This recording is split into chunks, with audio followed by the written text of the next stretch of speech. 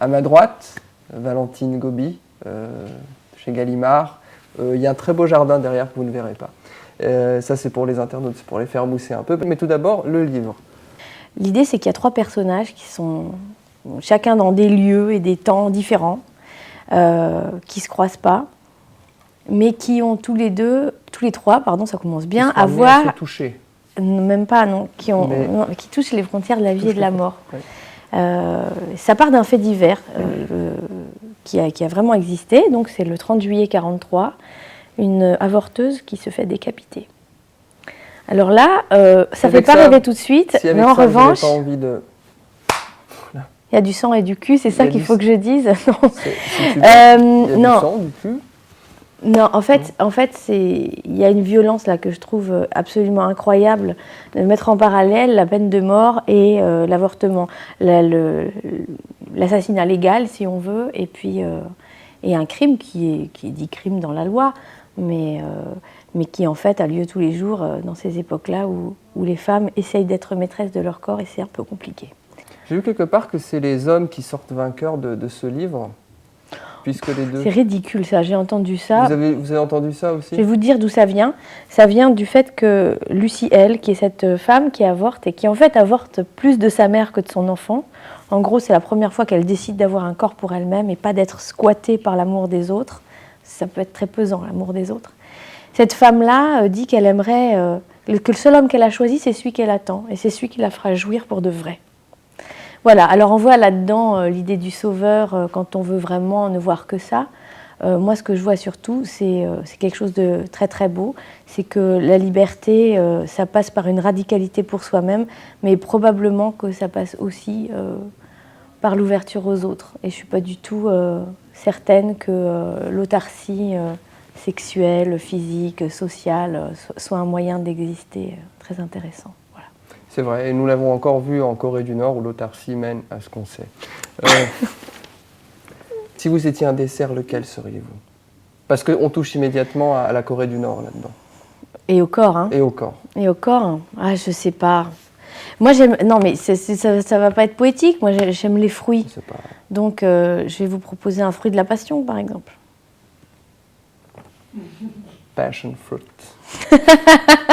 Ou un fruit défendu. Ou un fruit défendu. Voilà. Donc une pomme, c'est quand même moins radical. Quand même. Quel compositeur détestez-vous? André Rieu.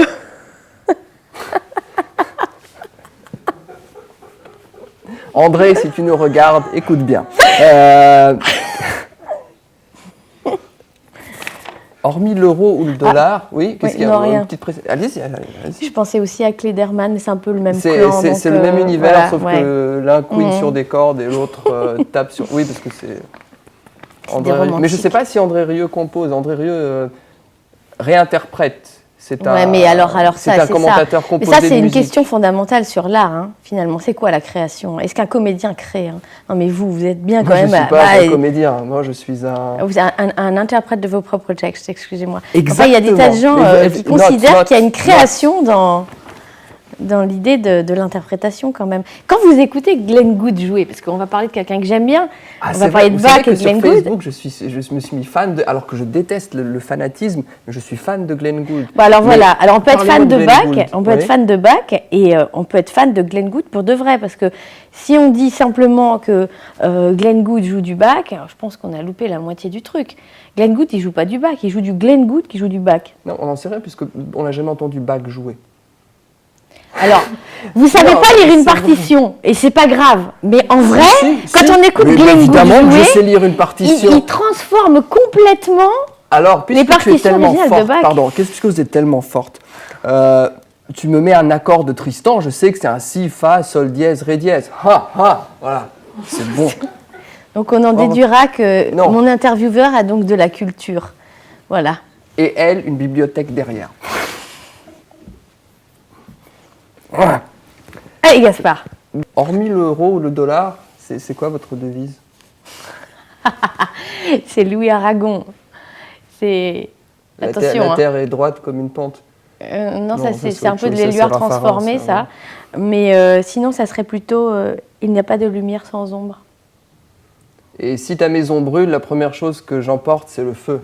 Cocteau. Voilà, très bien, la machine infernale. Bon. Vous êtes plutôt mer ou montagne? Maman. Voilà, mer.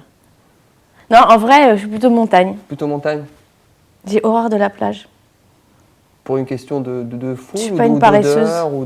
Ah, c'est l'idée de rien faire en fait, c'est qu'en voilà. montagne on s'élève. C'est une maladie, j'aime pas rien faire. Alors non, c'est pas qu'on s'élève, c'est qu'on s'use à la montagne. Moi j'aime être fatiguée. Voilà. Écrire, il y a une bonne fatigue à l'écriture?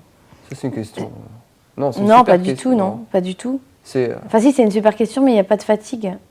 Il y a justement, moi c'est ce que je trouve très difficile en fait dans le fait d'écrire, c'est que ça demande un isolement. Alors ça, j'ai appris à aimer la solitude, c'était pas évident, mais ça demande une espèce d'immobilité qui est une vraie discipline physique, qui est pour moi très difficile. Je suis très sportive.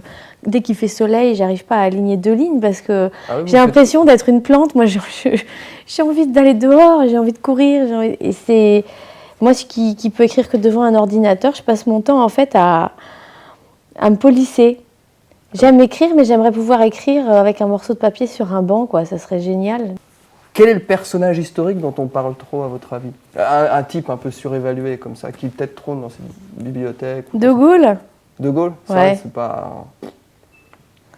De Gaulle, il est l'arbre qui cache la forêt, et j'aime beaucoup mieux les forêts.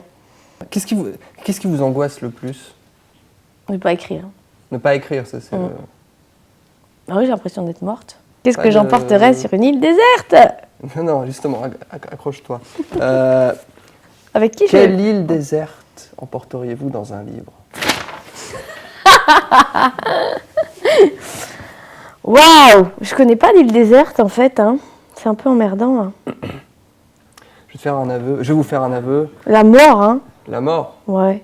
Ben, c'est un peu une île déserte. Hein. Je sais pas, elle est. C'est pas dépend, habité. Hein, pas forcément. Hein. C'est pas forcément. Le paradis, c'est peut-être. Je sais pas. Mais c'est plus au plaisir de poser la question que, évidemment. Ouais, je sens que vous avez du plaisir à parler.